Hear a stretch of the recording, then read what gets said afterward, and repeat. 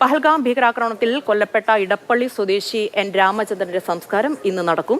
രാവിലെ 7 മുതൽ 9:30 വരെ ഇടപ്പള്ളി ചങ്ങമ്പുഴ പാർക്കിൽ മൃതദേഹം പൊതുദർശനത്തിന് വയ്ക്കും. ശ്യാം പ്രസാദ് ഉത്തമൻ ചേരുന്നുണ്ട് കൂടുതൽ വിവരങ്ങളുമായി. ശ്യാം, അങ്ങനെ കേരളത്തിന്റെ നോവായി മാറുകയാണ് എൻ രാമചന്ദ്രൻ. അദ്ദേഹത്തിന്റെ മൃതദേഹം അത് എപ്പോഴാണ് സംസ്കാര ചടങ്ങുകൾ ക്രമീകരിച്ചിരിക്കുന്നത്?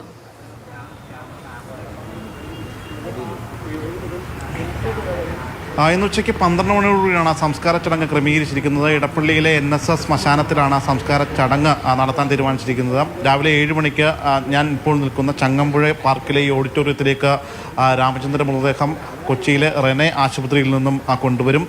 റെനെ ആശുപത്രിയിലെ മോർച്ചറിയിലാണ് നിലവിൽ മൃതദേഹമുള്ളത്. നമുക്കിപ്പോൾ ആ ദൃശ്യങ്ങളിലും മറ്റുമൊക്കെ കാണാം. പോലീസുകാരും മറ്റുമൊക്കെ ഇവിടെ എത്തിച്ചേർന്നിട്ടുണ്ട്.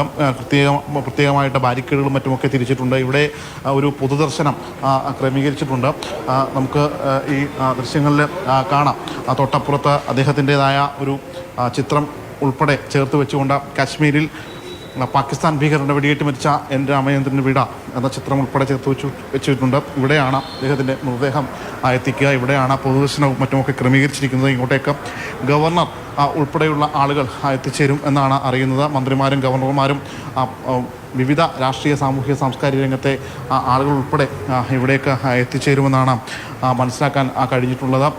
എന്തായാലും 7 മണിയോടുകൂടി ഇവിടെ എത്തിച്ചു കഴിഞ്ഞാൽ 9:30 വരെയാണ് ഇവിടെ പൊതുദർശനത്തിനുള്ള ക്രമീകരണം ഒരുക്കിയിരിക്കുന്നത്. അതിനുശേഷം അദ്ദേഹത്തിൻ്റെ സ്വവസതിയായ വീട്ടിലേക്ക് കൊണ്ടുപോകും.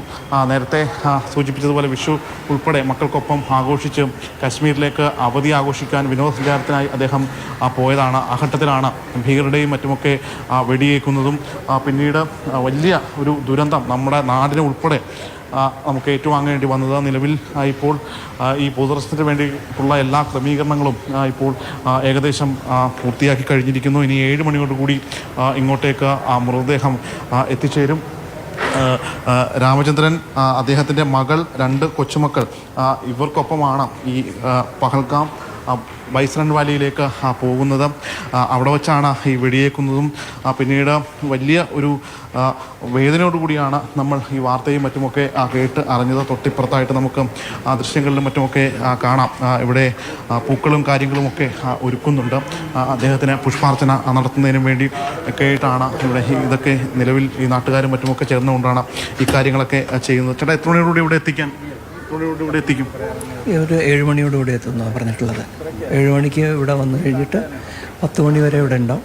അത് കഴിഞ്ഞിട്ട് 10 മണി കഴിഞ്ഞിട്ട് വീട്ടിലേക്ക് കൊണ്ടുപോവുക ചെയ്യുക. അവിടുന്ന് അവിടുത്തെ കർമ്മങ്ങളൊക്കെ കഴിഞ്ഞിട്ട് ക്രിമേഷൻ അല്ല, അത് ഇടപ്പള്ളി പൊതു ശ്മശാനമുണ്ട്, അവിടെ വെച്ചാണ്. മറ്റ് ആരെങ്കിലും ബന്ധപ്പെട്ട സ്റ്റേറ്റിനെ പ്രതിനിധീകരിച്ച് ആരെങ്കിലും വരുന്ന കാര്യം സംബന്ധിച്ച് അതിനെപ്പറ്റി എനിക്കറിയില്ല. അത് മൂപ്പരെടുത്ത് വെച്ചാൽ അറിയാം. എന്തായാലും ഗവർണർ ഉൾപ്പെടെയുള്ള ആളുകൾ ഇവിടെ എത്തിച്ചേരുമെന്നാണ് മനസ്സിലാക്കാൻ കഴിഞ്ഞിട്ടുള്ളത്. നിലവിൽ ഇപ്പോൾ പൂക്കളും കാര്യങ്ങളുമൊക്കെ ഇവിടെ ഒരുക്കുകയും ചെയ്തിട്ടുണ്ട്. ഇവിടെയാണ് ഈ സംസ്കാര ചടങ്ങും മറ്റുമൊക്കെ ഇവിടം തൊട്ടടുത്ത് തന്നെയാണ് ഇടപ്പള്ളി NSS ശ്മശാനം. ആ ശ്മശാനത്തിലാണ് സംസ്കാര ചടങ്ങ് ക്രമീകരിച്ചിരിക്കുന്നത്. ഇവിടെയാണ് മൃതദേഹം എത്തിക്കുക. ഇവിടെ വലിയൊരു ജനാവലി തന്നെയാണ് നമ്മൾ പ്രതീക്ഷിക്കുകയും ചെയ്യുന്നത്.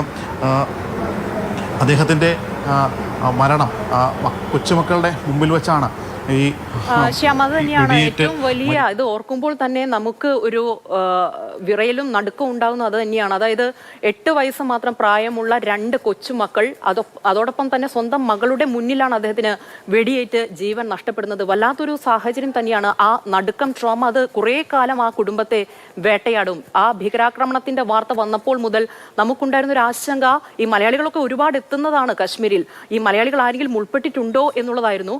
പിന്നീട് ഒരു നടുക്കത്തോടെയാണ് നമ്മൾ രാമചന്ദ്രൻ നായരുടെ വിയോഗത്തെക്കുറിച്ച് അറിയുന്നത്. വലിയൊരു ഭീതി ഇപ്പോഴും ഉള്ളിൽ തങ്ങി നിൽക്കുന്നുണ്ട്.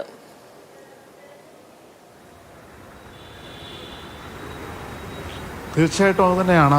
സ്വാഭാവികമായിട്ടും മകൾ ഇന്നലെ ഈ കാര്യങ്ങൾ മാധ്യമങ്ങളോടക്കം പങ്കുവെക്കുമ്പോഴും ആ ഭീതി നിഴലിക്കുന്നുണ്ടായിരുന്നു അത്രയേറെ. കാരണം ആ മക്കൾ 2 പേരും വാവിട്ട് കരഞ്ഞതുകൊണ്ട് മാത്രമാണ് തന്നെ വെറുതെ വിട്ടത് എന്നതായിരുന്നു ആരതി മാധ്യമങ്ങളുൾപ്പെടെ പങ്കുവച്ചത്. ഈ പറയുന്നത് പോലെ അതായത് ഇവിടേക്കൊരു വലിയൊരു ജനസഞ്ചയം തന്നെ ഇങ്ങോട്ടേക്ക് എത്തും എന്നുകൂടി പ്രതീക്ഷിക്കുന്നുണ്ട്. കാരണം ഈ പൊതുദർശനവുമായി ബന്ധപ്പെട്ടുകൊണ്ട് തന്നെ വിവിധ കാര്യങ്ങൾ ഇവിടെ ക്രമീകരിക്കുകയും ചെയ്തിട്ടുണ്ട്. ഈ പൊതുദർശനം എങ്ങനെയാണ് ക്രമീകരിച്ചിരിക്കുന്നത്? പൊതുദർശനം എങ്ങനെയാണ് ക്രമീകരിച്ചിരിക്കുന്നത്? പൊതുദർശനം എങ്ങനെയാണ് ക്രമീകരിച്ചിരിക്കുന്നത്? 7 മണിക്ക് ഇപ്പോൾ ഇവിടെ റിനേ ഹോസ്പിറ്റലിൽ നിന്ന് ഇവിടെ കൊണ്ടുവരും. മറ്റ് സ്റ്റേറ്റിനെ പ്രതിനിധീകരിച്ച് ആരെങ്കിലുമൊക്കെ വരുന്നതായിട്ട് ഉണ്ടെന്നാണ് അറിഞ്ഞത്.